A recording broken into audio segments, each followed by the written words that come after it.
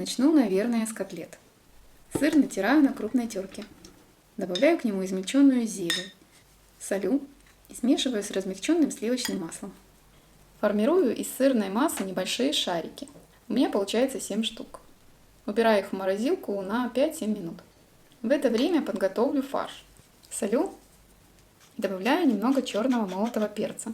Все хорошо перемешиваю. Из фарша формирую вот такую лепешечку. Выкладываю на нее сырный шарик и заворачиваю его в фарш. Котлетку обваливаю в панировочных сухарях. На дно чаши наливаю немного растительного масла и выкладываю котлетки. Закрываю крышку. Выбираю режим жарко. Устанавливаю в 20 минут. Через 10 минут котлетки переворачиваю. Вот что у нас получается. Посмотрите.